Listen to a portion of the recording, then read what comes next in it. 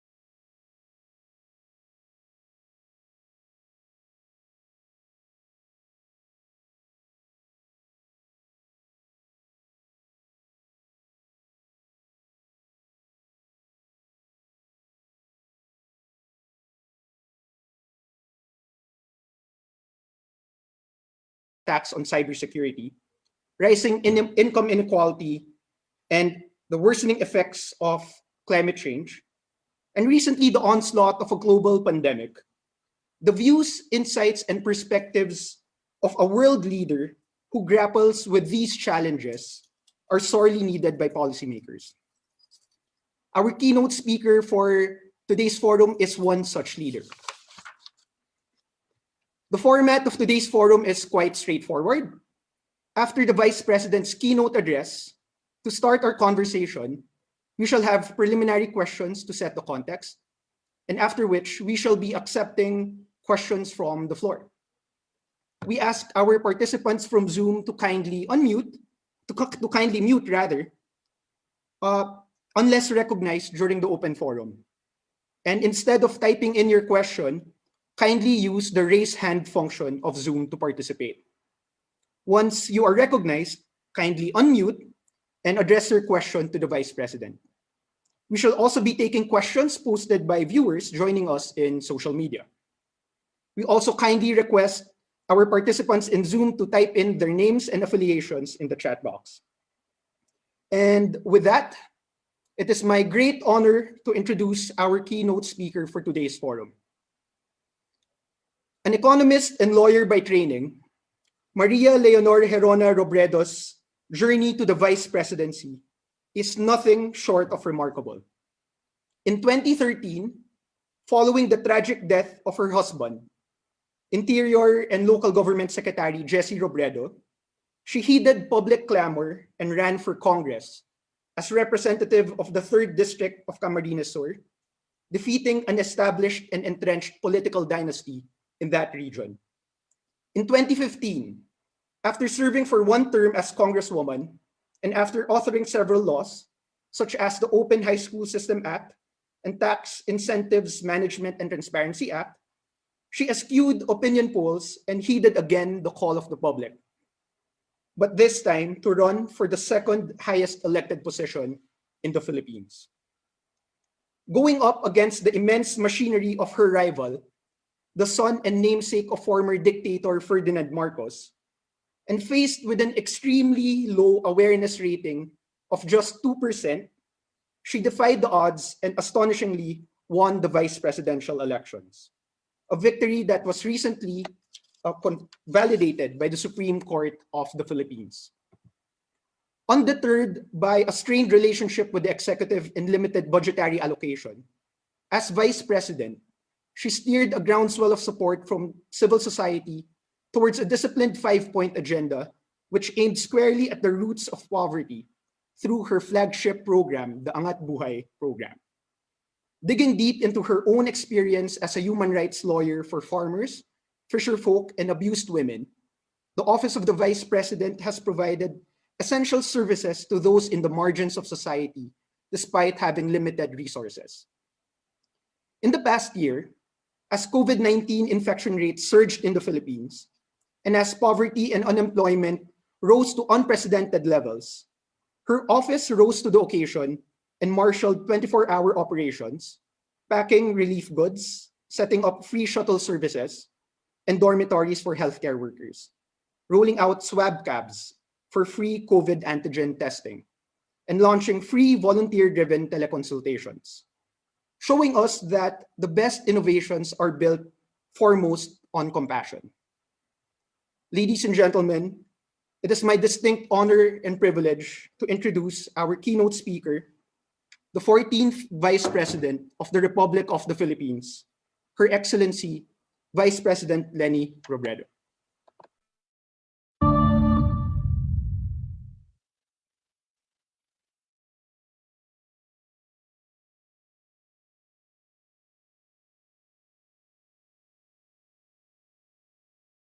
Hello to the students of the University of Cambridge MPP class of 2020-2021, the Cambridge University Filipino Society, and the faculty members of the Department of Politics and International Studies. Thank you for inviting me to today's conversation. As we speak, the world continues to reel from the effects of COVID-19. Healthcare systems are being overwhelmed, economies are shrinking, entire populations edge closer to poverty and hunger. The inequality gap widens, pressing harder on the most vulnerable.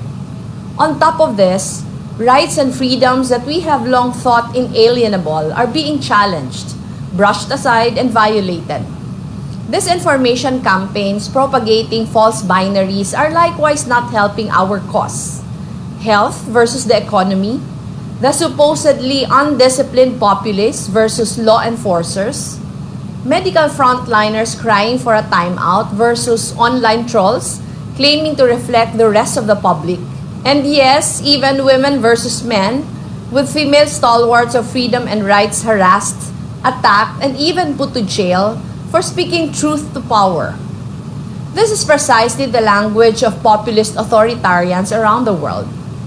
Fueled by propaganda and disinformation, they deepen fissures in society, tap into long-simmering fears and anxieties, and create a specter of the malevolent other.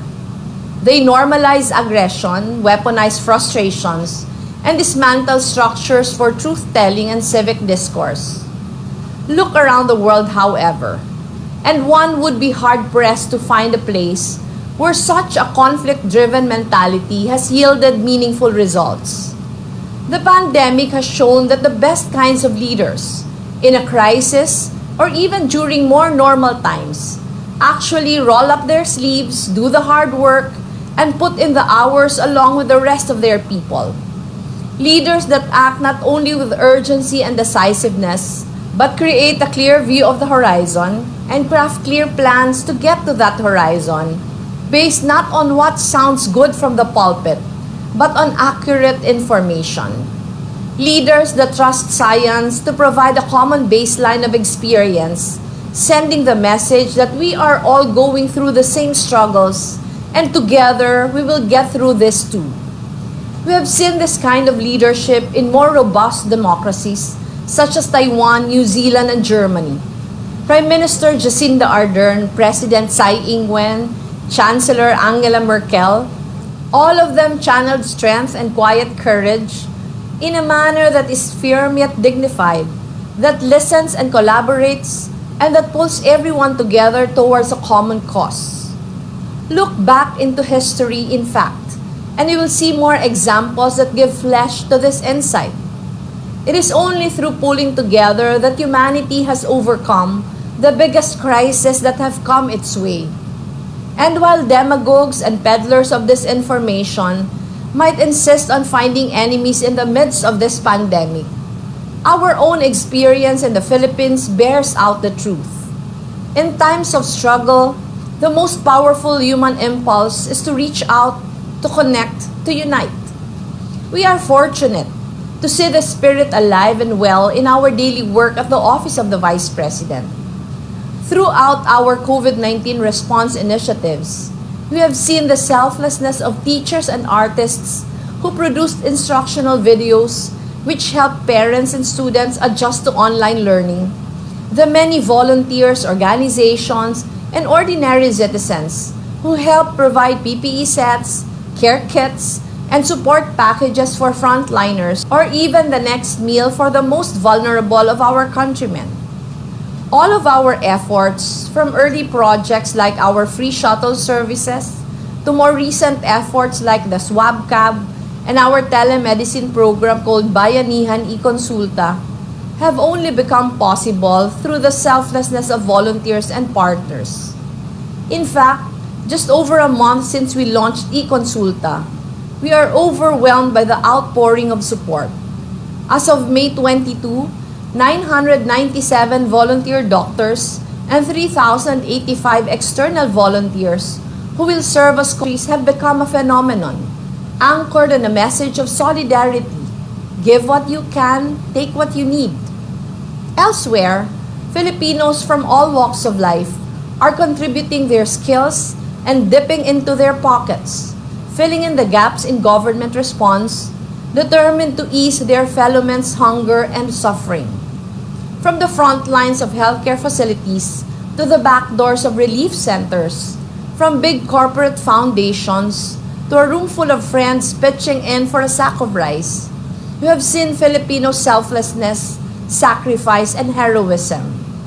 This is what we mean when we say that Filipinos respond to the worst of times with the best in ourselves. The best in ourselves means that part of us that refuses to approach the world in terms of us versus them. It is that part of us that sees only a hungry neighbor, a tired frontliner, a child desperate to save his ailing mother, that sees another human being worthy of dignity and empathy and helps without a second thought. Our people are responding to the social anxiety, the uncertainty, and the massive gaps in official support in the purest, perhaps most democratic way possible. We are treating each individual as worthy of our compassion. We are finding ways to come together and participate, perhaps even in spite of government. We are affirming the truth that there is no way through any crisis but together. This perhaps is the challenge of leadership in an age of deep democratic challenges. To pull people together, to be a light that diffuses polarities induced by populist bluster, and to constantly affirm the commonalities that bind us, our values, our rights, our worth as human beings. To show that each individual is worthy of compassion, to treat every citizen as being on a single side.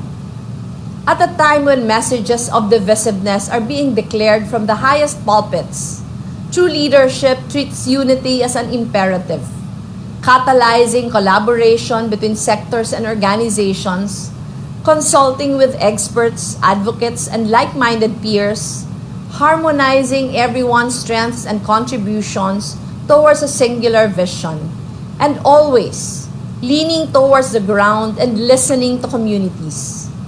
If more such leaders are found, perhaps we may yet begin to harness solidarity to rise to other challenges beyond this pandemic. Wars and oppression, the climate crisis, the erosion of trust in institutions. The path ahead remains difficult.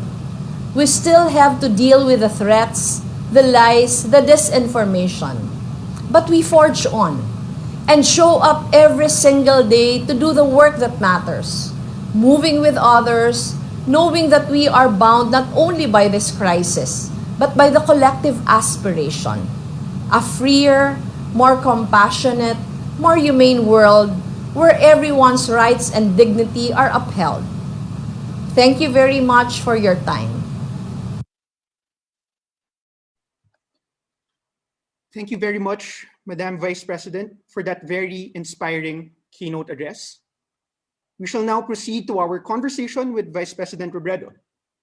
As a reminder for our Zoom participants, kindly use the raise hand function of Zoom to participate. Please refrain from typing a question in the chat box, and instead, when recognized, please unmute and address your question to the Vice President. For our viewers in social media, please type in your question in the comment section. So with that, hello, Madam Vice President. Good afternoon po. Hi, It is such an honor for you to be here with us today, and we hope you are well. Thank you. Thank you for having me today. Yes. So, Madam Vice President, before we open the floor to questions, we want to start off the conversation by providing some context, especially for our friends outside of the Philippines. So, Madam Vice President, one of the peculiar features of the Philippine political system is that the people vote for the president and vice president separately and not in tandem, such as in the United States. You and President Rodrigo Duterte come from different parties and, to say the least, have completely different philosophies on governance. You have been steadfast in opposing some key government policies, such as the government's controversial war on drugs, the government's approach to our territorial dispute with China in the West Philippine Sea, and the government's widely criticized response to the COVID-19 pandemic. And as a result of this, Madam Vice President, you have been the subject of tirades and threats from the president himself and his diehard supporters. And crucially, you have been denied a cabinet portfolio, and your office has also been allocated a meager budget compared to other executive offices. So, Madam Vice President, given these unprecedented challenges, can you speak to us about how you lead the office of the Vice President in such a way that the Vice Presidency is not reduced to a mere spare tire and uh, you actually fulfill your mandate to the people? How do you manage to get things done, Madam Vice President? Just to give you context, my background was really public service. Even before I joined politics, I was a public attorney. Later on, I joined an NGO called Saligan. I worked with the basic sectors for more than a decade. So for many years, I have been working with farmers, fisher folk, abused women and children, indigenous peoples, laborers. So that was my realm before. And then the plane crash happened. It was my husband who was the politician in the family. He was the mayor of Naga for a long time. He was appointed in the Aquino cabinet as secretary of local government, the interior and local government. But when the plane crash happened, I was thrust to the world of politics. I only stepped in to unite a party who felt they were abandoned by a leader. So I acceded to running as representative of the 3rd District of Camarines Sur. And I ran against a well-entrenched political party in my province. I was supposed to be there only for a term. I was supposed to be a stand-in only. But then before my term expired, I was invited to run for the vice presidency. And surprisingly, I agreed. And after difficult elections, I won. But right after winning the election, I was not welcome in the administration. And because that was the case, I met with my staff early on, and this was before the inauguration. And I already told them that just in case we won't have a cabinet post, we cannot allow the 6 years to go by with the office just performing ceremonial work. So we decided to convert the office into Angat Buhay is our anti-poverty program. But the difficulty of launching such a program was our mandate and our budget. Under the Constitution, our mandate is only succession. And because that is our only mandate under the Constitution, we have one of the smallest budgets in the entire bureaucracy. So even if we wanted to do progressive programs in the most vulnerable communities, we did not have the funds to do that. And for us to be able to get by with what we had to innovate. We needed to be creative. So with Angat Buhay, we positioned our office to be a sort of a conduit between communities needing help and organizations wanting to help. So we were like a bridge. We partnered with organizations. And then we went to communities where we felt that these communities do not have enough access to government help. So for the past 5 years, that was what we were doing. If I am not mistaken, we have partnered with more than 300 organizations already. We are in hundreds of communities all over, thousands of communities all over the country, from Luzon, Visayas, and Mindanao. Our programs are in our key advocacy areas like public education, universal healthcare, women empowerment, rural development, hunger and food security, etc. So that was what we were doing for a very long time. And then, despite the limitations, I am very happy to report that we have not allowed those limitations to get in the way of what we wanted to do in the communities. And that also paved the way for our office to be this responsive to the challenges that the pandemic has given us, in the way that our office was already used to not having too many resources.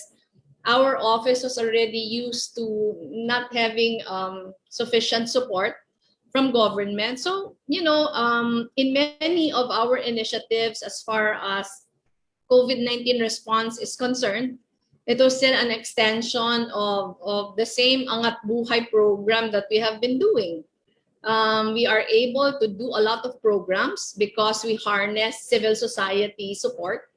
We harness private sector participation, and not only in terms of manpower, but also in terms of resources. So even if the path before the years before us were difficult years, I think those years were also blessings in disguise, in the sense that we were able to make do of the little that we have.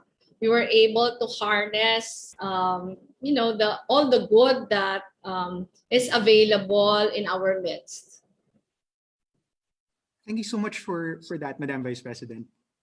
So, Madam Vice President, one of the pressing issues you raised in your keynote address is the global rise of populism, which is something that we here at Cambridge discuss a lot, especially in our politics class. Madam Vice President, do you sense that there is the recession of populism in the near future, especially in the wake of the COVID-19 pandemic? And as a consequence of the pandemic, the repercussions of populism has been brought to the forefront. So do you think populism is on the decline? It's difficult to say. It's difficult to say that it's on the decline, but there have been a few silver linings in the last year or so. What happened in the US during the presidential elections is one of those. If you look again, I mentioned this in my speech earlier. If you look at the better performing countries as far as COVID-19 response is concerned, we see that these countries are led by leaders who are inclusive, who are not populist. In fact, some of the worst performing countries are actually led by very populist leaders. So I don't know if it is enough reason to say that populism is on the decline. But these are the silver linings. What's happening in Turkey? There's a pushback. If at all, there's a pushback. But there's a reason why there was a rise in populism all over the world, and there have been a lot of theories already that are out there. I'm sure you have studied this in many of your classes already. How social media, how the proliferation of disinformation has contributed to the rise of populism, how the traditional sources of information have taken a backseat, and that has led to the amplification of emotional reactions of ordinary people. And how the increasing pace of liberal democratic ideas in the world has led many people to feel left out. Many people, becoming the yearning for more traditional values has returned because of the feeling of being excluded. And that feeling is felt by many sectors of society. I guess it would help everyone a lot if there is a recognition of what gave rise to populism. Because if we will, if there is no awareness of what actually instigated populism in the last few years, we might be falling in a very positive sense to political maturity of many of our political systems all over the world. So again, my answer is I'm it's difficult to say if there's a recession. What I do know is that there are silver linings out there that are, difficult not to notice. But for the benefit of improving everything as we go forward, um, a recognition of why exactly we have populism, or populism has been on the rise in the past few years, would be very helpful for all of us. So, ma'am, in relation to that, it is widely seen that the Philippines was one of the countries hit by the global wave of populism with the election of President Duterte in 2016. And the 2022 national elections is less than a year away. What do you think should be the opposition's approach in the next elections in order to prevent the rise of another populist government? My answer to that is not unique to the Philippines, but it's really it's really applicable to many other countries who went through a wave of populism. And again, we'll go back to how important it is to recognize why why populism has in fact risen, not just in the Philippines, but in many parts of the globe. And we have listened to many discussions on this already, and political experts have a lot of recommendations already on how to remedy populism. And one of the main threads that connect all the frustrations and anger of people, again, is the idea of exclusion. And a lot of people feel left behind in economic and social progress. That is why they cling to welcoming ideas like disinformation in social media, because it reinforces their feelings, it reinforces their beliefs, and perhaps, and this is what experts are telling us, that to halt the rise of populism, we need to create more inclusive and more welcoming political systems, not just in the Philippines, but around the world. I was telling you earlier about the successful pushback that's been happening in Turkey. I'm not sure if you're familiar with what's happening in Turkey, but the opposition against the populist leader in Turkey started the idea of radical love, wherein they proposed to adopt a more patient and more sincere form of communication. And it actually advises campaigners to talk less and listen more, be more open-minded, avoid ideological debates, and above all, avoid attacking this populist leader or demeaning his supporters. And we have an example already of the kind of pushback that this is the kind of pushback where benefits are being reaped already. And there's a lot of lesson to be learned in the way they're handling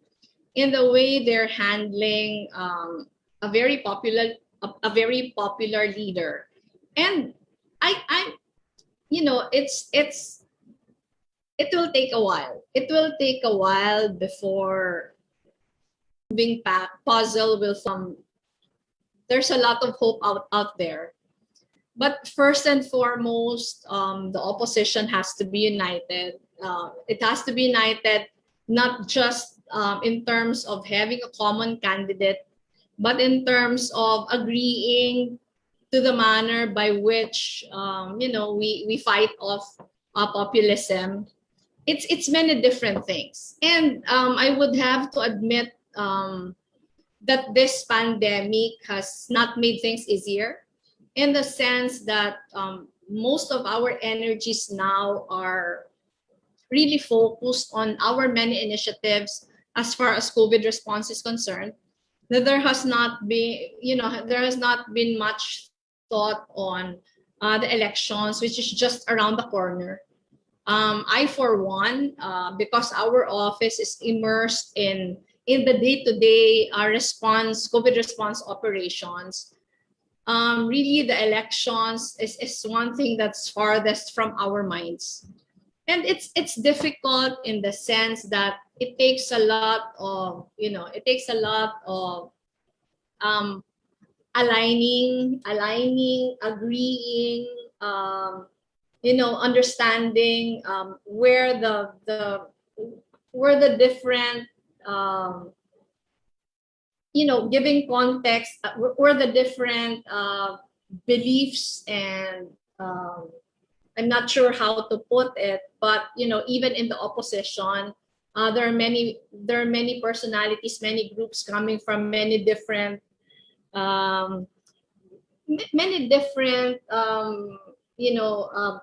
orientations, that there has to be a lot of many difficult things that still need to be sorted out. And again, there are a lot of things to take care of. And right now, the pandemic has only made it more difficult. There have been a lot of problems already, even as far as the opposition is concerned. But the second surge has exacerbated the difficulties that the difficulties that are in the midst of uniting the opposition, preparing the campaign against populism, etc., etc. And the current setup has only made things very, very difficult. Thank you so much, Madam Vice President. And with that, we are ready to accept questions from the floor. So our first. Hello, good afternoon, Madam President. It's very much an honor to attend your very inspiring talk and insightful lecture today. And as a Filipino, I'm very proud to have you as our Vice President, and also equally proud to have witnessed firsthand your and the late Secretary Robredo's leadership in my hometown, Naga City. So it's quite well known that your office is and has been consistent in ensuring the gaps in governance the gaps in governance are filled in addition to the many other equally important projects and advocacies that your office. I know that this has already been mentioned during your talk also and Leah's introduction, but for instance, at the start of the pandemic, your office was instrumental in providing medical equipment such as PPEs, dormitories to healthcare workers, transportation to and from medical facilities, and recently your office has also launched Bayanihan eConsulta, which is an online and telephone medical consultation system launched in response to Filipinos seeking for medical assistance at a time when COVID-19 infections have spiked and hospitals have become saturated and overwhelmed during the pandemic. My question is, I guess, perhaps more of a practical and operational nature. I would be interested to know more about how your office operationalizes important projects such as these, particularly how you brainstorm and identify gaps, and how your office decides on the course or project to take that you think would be effective in addressing the gaps despite the limited resources. And also, as you've mentioned a few times during your speech, also how your office strategizes battling the spread of disinformation.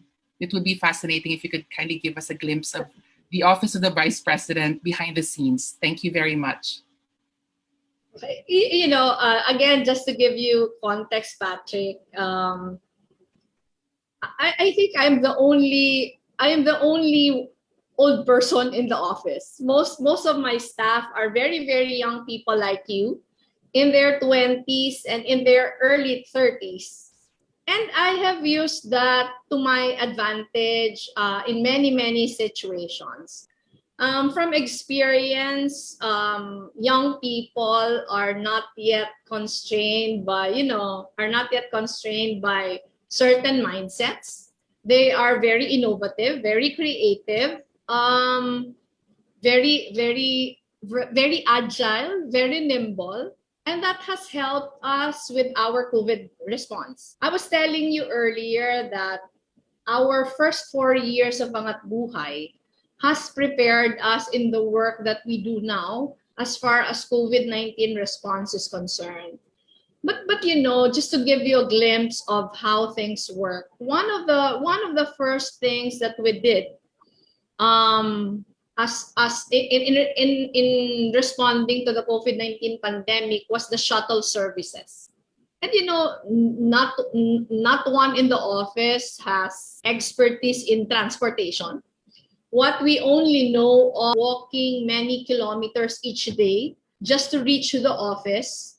So when we heard on the news that a lot of health workers are walking many hours each day just to reach the hospitals, the first thing that we did was to call one of our Angat Buhay partners.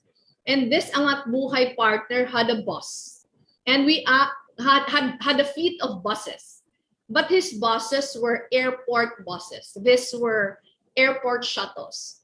And we asked the partner, would you be willing to partner with us? Because you wanted to,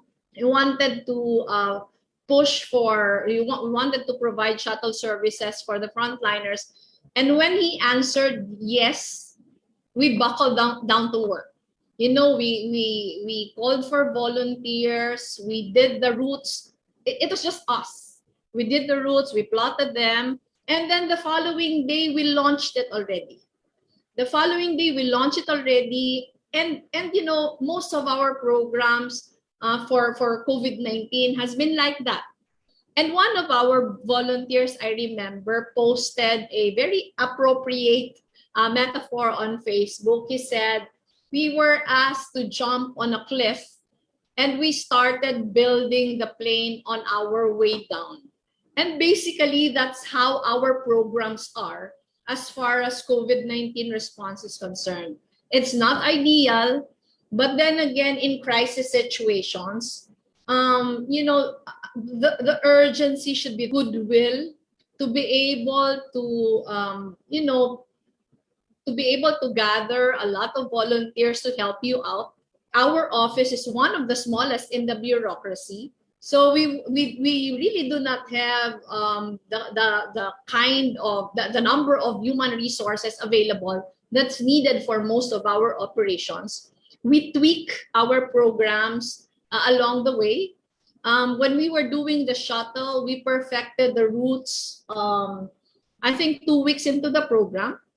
But to tell you, honestly, we were better than, the way we conducted it was better than the existing ones, in the sense that in the Philippines, I'm sure you are well aware of, we do not have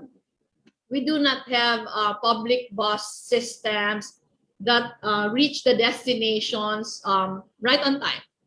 But with our shuttle services, in every stop, people would know what time our buses arrive, what time our buses would depart. So it saves, frontliners are able to save their time. There's no rushing. There's PPE sets. One of our partners did a donation drive. We were able to collect 61 million pesos for PPE sets, because that's a time that a lot of our frontliners were dying because they were not properly protected. And I'm talking of March or April last year. So kaya natin, one of our partners did a donation drive, was able to raise 61 million pesos. We had the money to buy PPE sets already, but they were not available. We were competing with the rest of the world. And at that particular point, some of our people were waiting at the gates of our suppliers, just waiting for supplies to come. And then we realized that why not locally produce PPE sets? So we activated local designers in the Philippines, and then they did the design. There was medical review of the design. We partnered with several doctors. These doctors were the ones assessing the safety of our PPE sets. We were able to, it was a two-way thing, in the sense that people who lost their work, we gave them work because they were producing PPE sets already. So it's really, we're able to do many different things. We're able to do many different things because of collaboration with the private sector. We're always first. We're always first in responding because we're brave enough that even if the plans aren't perfect yet, we respond already and just tweak along the way. When we were doing Bayanihan e-Consulta, our hospitals were already full. We just wanted to help decongest the hospitals. And one of the things we decided was, why not do a teleconsultation for indigent patients? There were a lot of teleconsultation platforms already, but there are a lot of patients who could not afford the teleconsultation services. We just did it through Facebook because people who do not have teleconsultation services. We started with just us and a few three volunteer doctors, and we realized that as we were going along, we realized it was a very, very complex network of many different things. It included not just COVID patients but non-COVID patients as well. As of May 22, we already had more than 900 volunteer doctors. We already have more than 3,000 non-medical volunteers. And these are the people manning our teleconsultation program. So it's really just that, a lot of guts, a lot of grit, but this is really powered by compassionate resolve, meaning to say, that the need is there, and that there is an urgency to act on that need. As the situation situation becomes different, we learn to adapt. There's a lot of empathy that is required. It's really learning while doing things. There's not a lot of planning that is involved because there's no time to really plan. So it's really planning and doing at the same time. Thank you very much, Madam Vice President. So since we have less than 15 minutes left, we want to remind the participants to maybe ask, to try as much as possible to keep the questions a bit brief. So the next question will come from Thomas from the Cambridge MPP program. So go ahead, Thomas. Hi, thank you so much again for your time, Madam Vice President.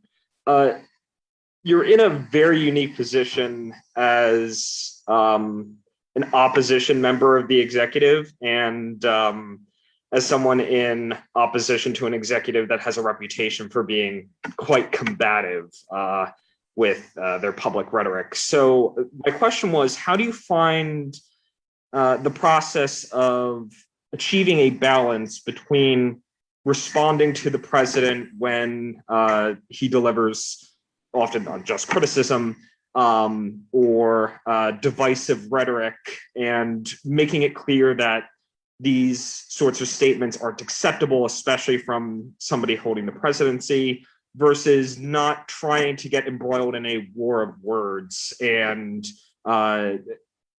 attempting to make it clear that you're focused on delivering to the needs of the people and recognizing that just kind of fighting over rhetoric is ultimately a losing battle if done day after day.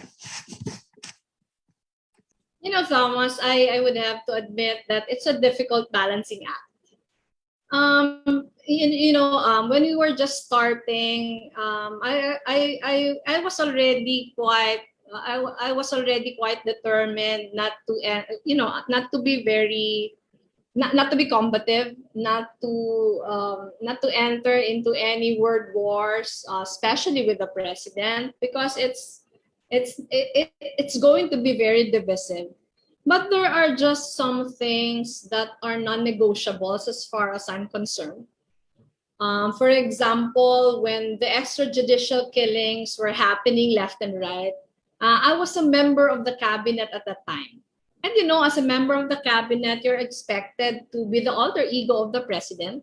And it's understood that you can't express anything that is against whatever the president,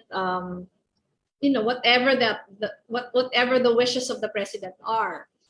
But when the extrajudicial killings have been happening, I was very I was actually I didn't hold my horses.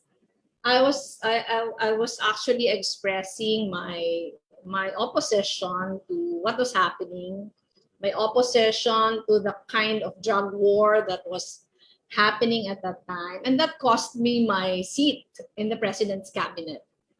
In the many different issues that persisted after that, I try to choose my battles. I try not to comment in issues that even if I disagree with are not considered non-negotiables as far as I'm concerned. I have been quite vocal about some of the policies as far as COVID-19 response is concerned, because I felt that it was urgent that we respond in the best possible way because people were dying, and as the president is very popular, so every time I open my mouth and express my opposition to a policy or to an idea that has been propounded by the president, I'm attacked not just by the president but by social media trolls. But Thomas, it has been always clear with me why I'm here, why I'm here in the first place. I have a mandate to perform. I am only given 6 years to perform this mandate, and I intend to make use of every second of my 6 years in office to do good to people I swore to serve. Very difficult situation, political situation. It's been almost 5 years in office, and I would like to think that we have managed pretty well. Of course, as I've said, since the president is very popular, every time I oppose, it would always cost me. There are trade-offs. But it doesn't compare to the fact that I am able to serve the sectors, the communities I have tasked myself to serve.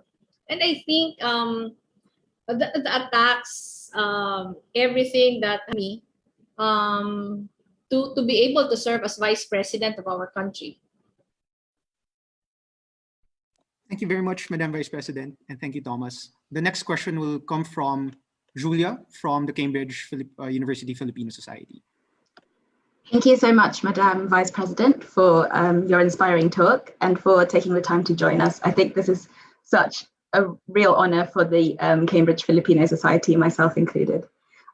In your talk, you mentioned some important female world leaders, and you yourself are an important role model to women worldwide.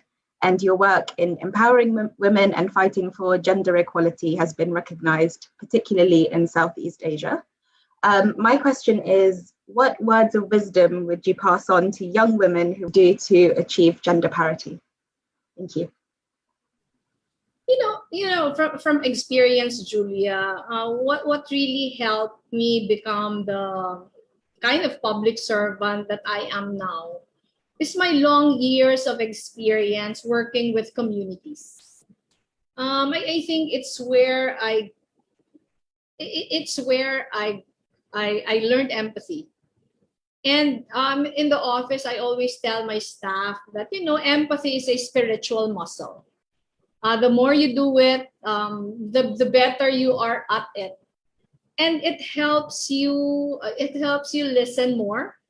It helps you be more attuned to the needs of the people you want to serve. I was in Congress for 3 years, and I felt that it was more a policy making assignment. But I felt like I was a better member of the House of Representatives because of all the years that I experienced working with communities, it helped widen my perspective on many different issues. It made me confident. It made me confident of the advocacies of the fight for the advocacies I truly believed in. And you know, being close to the ground gives depth to it deepens the kind of service that you give to people. I have made this advice to many of our staff here at the OVP, at the Office of the Vice President, who are first-time public servants. In fact, we made sure that we have a platform here where many of our staff are given the chance to do community work, because I think that's the best preparation of all. It's difficult to teach theories without giving people a chance to really, you know, to roll up their sleeves, make their hands and their feet dirty, and interact with real people on the ground. As I have said, there are many things that school cannot teach us that we learn from people we interact with on a day-to-day basis. So if I have one, you know, if I have one advice to many people, it's that, especially to aspiring public servants. As far as promoting gender equality, or you know, promoting programs that are gender responsive, my advocacies over the years have always been centered on economic empowerment, especially of rural women. And that's because of my many years also serving the communities, that no matter how much you teach women what abuse is, what violence against women is, what gender equality is, if they are not economically empowered, you do not really give them the tools to fight for their rights. So ever since I was in Congress and now that I'm Vice President, all our women empowerment programs are focused on really making sure that our help is towards economic empowerment. We don't roll out programs that are not sustainable. We don't treat our partners as beneficiaries. We don't treat them as beneficiaries. We treat them as partners in development, because we think that 6 years is a very short time that has been given to us, and you know, it's our obligation to make our programs more empowering, make sure that the communities we touch are ready to stand on their own 2 feet when, you know, we're not there anymore. So it's really experience on the ground. It's making time to listen to people that gives us a sense of what they need and helps us become better public servants. Thank you so much, Madam Vice President. The next question will come from Jeffrey, who's from the Cambridge MPP cohort. So go ahead, Jeff. Hi, Madam Vice President. Thank you so much for being with us today. It's an immense privilege.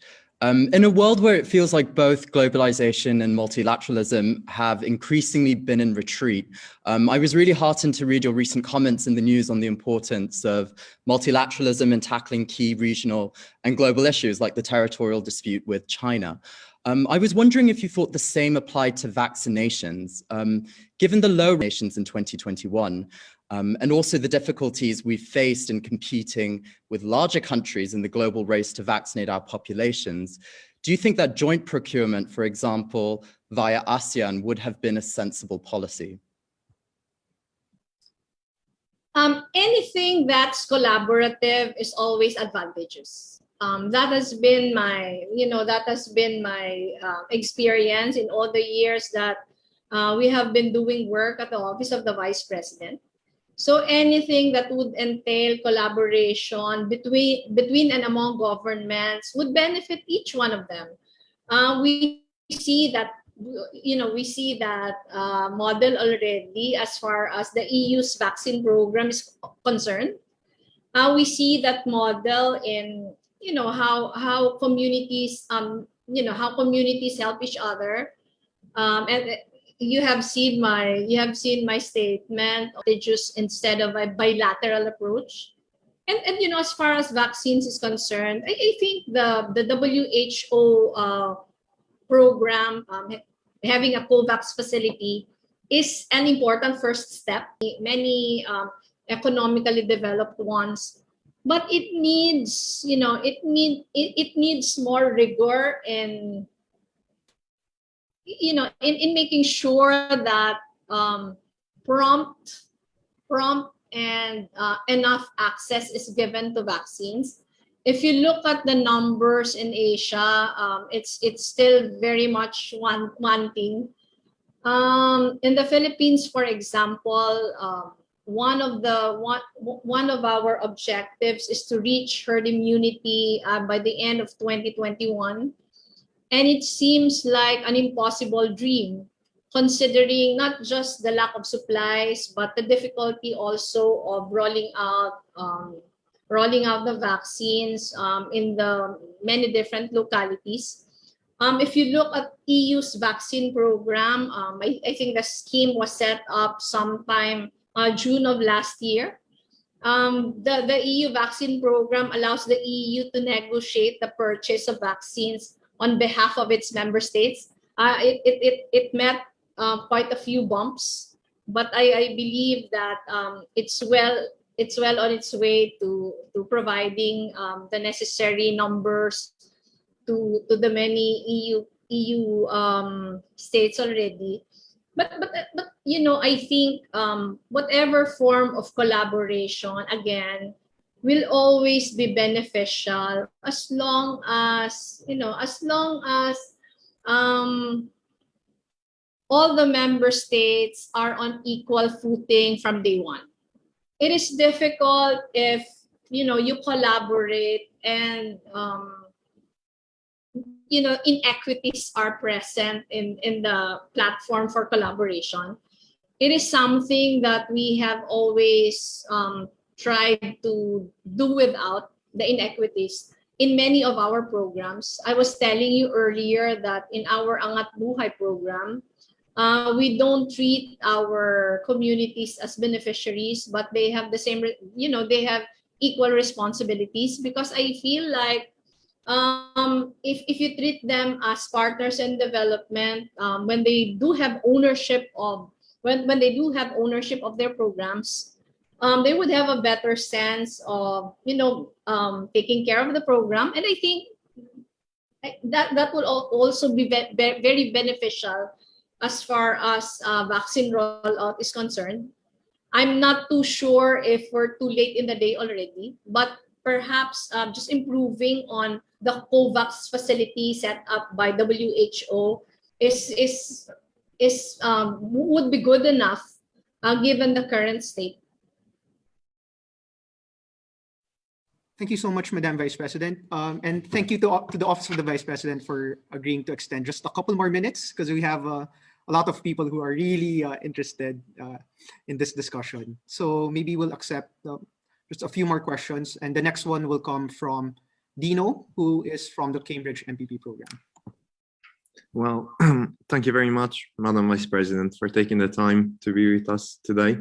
My question related to that of Jeffrey very much, and to the role of the VP and the office in relation to the South China Sea dispute, but also more generally with the relations to China. What is the role of your office in managing this? And this comes from the perspective of someone who comes from Slovenia, a very tiny country, and we often feel like we're more observers to international events rather than playing an active role in them. Thank you very much for your time again. Thank you, Dino. Just to give you context of the Office of the Vice President in the Philippines, in our Constitution, I think I mentioned this earlier already, our only mandate is succession. I think that is very significant in the discussion of your question on what our role is as far as the discussions on our relations with China is concerned. Because because of the political situation, I have really been sidelined from day one. Meaning to say, I don't sit, I'm not invited in any of the policy discussions of government. Just like your country, most of the time I'm a mere spectator. I do express many views concerning many important topics, like the West Philippine Sea and our relations with China. I have always advocated for multilateral approach in solving the West Philippine Sea crisis. For many different reasons.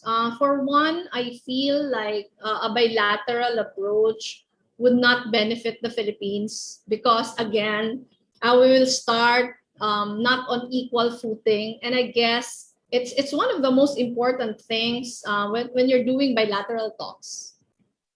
As far as multilateral, a more multilateral approach is concerned,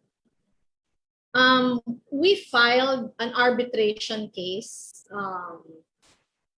some years ago.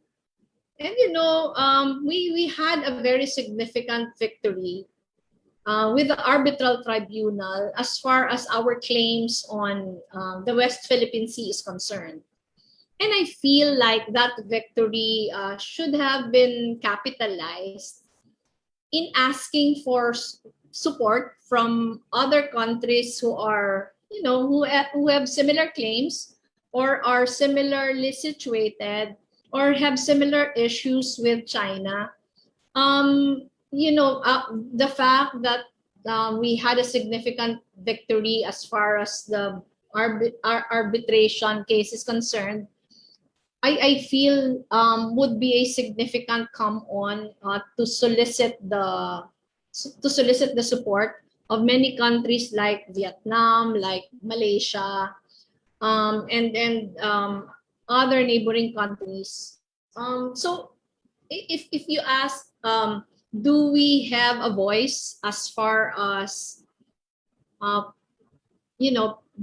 policy making is concerned with our relations with China? My answer is officially none. So the only thing that we can do is express how we feel about the issues, advocate for again a multilateral approach on solving things. We do briefings. We talk to experts who help us craft policies that we want to push. But as far as having an official role in policy making is concerned, we have none. Thank you so much, Madam Vice President. And I think we have time for just one last question. And we're taking it from Nico Garcia, who is watching through our Rappler live stream.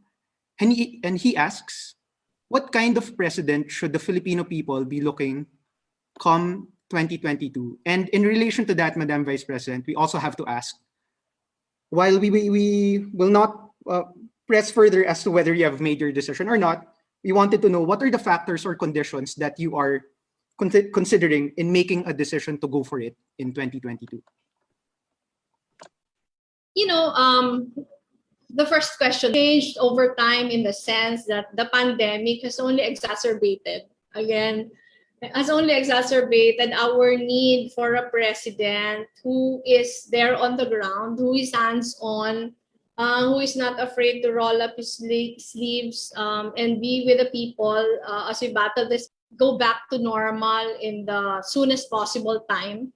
So it is always in the context of the pandemic that we need a leadership that believes in a data-driven approach, that listens to experts, that is there, who will manage the day-to-day COVID-19 response of the entire operations, one of the things that I have always been saying is that while many of our government agencies are doing their work, a lot of our offices, a lot of our agencies, I feel, are still working in silos.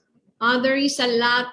There is a lack of a whole of government approach in doing these things, and because this crisis is unprecedented, it would need a president to be on top of everything. That's one. And number two, what are the factors that I am considering in making a decision? There are a lot. One of them is the feasibility of doing a presidential run. You know, I'm a very new politician. I belong to a party which you know, after the 2016 elections was almost decimated to the ground. Meaning to say, there's been a lot of there's been a lot of migration between and among parties, and our party, because we belong. It was a party of the previous administration. Really suffered really badly after the 2016 election. So number one is really feasibility. I believe that there should only be one opposition candidate in the 2022 elections. And the reason why I believe that is that, you know, we have to accept that the president is again a very popular president, and to have many different candidates running against the elections will only ensure another 6 years of victory of the same kind of governance that the last 5 years has given us. And I'm not sure it's to the best interest of the country. So my sense is that whatever will required to unite the opposition, whether the candidate is myself or some other person, that will, you know, that is a subject of many discussions of several groups now. I am not an active member of those groups discussing, only because we are neck deep in our work with COVID response. There's a group called One Sambayan who's attempting to unite the opposition, and I have lended my support to One Sambayan while I, you know, while I cannot actively be part of it. I think it's again a good first step to unite the opposition.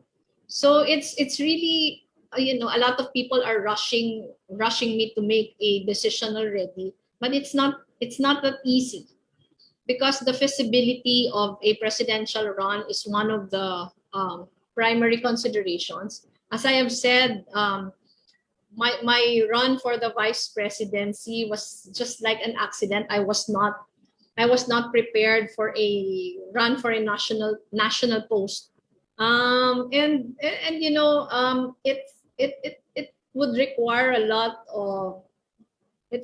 lot of many different things, because a run for the presidency is very much different from my previous runs. So I'm while we're busy with all our COVID response initiatives, I have always been supportive of all the efforts to unite the opposition.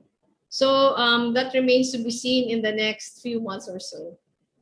Thank you so much, Madam Vice President, and we wish you well on your process of discernment. With that, we close the open forum, and to formally close today's forum, I call on Valia Mitsaki, the class representative of the Cambridge MPP cohort, to give her response. Madam Vice President Leni Robredo, on behalf of everyone taking part in today's forum, I would like to express my deepest gratitude for your participation. The insights you shared on leadership in the age of democratic challenges are very important for us to hear, especially given that these challenges are becoming increasingly common around the world. and we as future policymakers will have to address them in the best of our abilities. In your keynote speech, you underlined the importance of leadership by example, the need for leaders to roll up their sleeves and work with accurate information, trusting science, while at the same time showing that they are part of the communities they represent. In your Q&A, you spoke about the importance of leaders to actively listen and collaborate with their communities, making their leadership inclusive, because as you mentioned, inclusion and welcoming political systems around the world could address some of the causes of populism. Thank you once again for sharing these insights with us. You have given us a great example to follow. From all of us, maraming salamat po. Thank you very much, Valia. That was some very good Filipino. Thank you very much, Madam Vice President, and to all our participants. So that brings our forum to a close. Have a pleasant morning or evening, everyone. Mabuhay. Thank you. Thank you.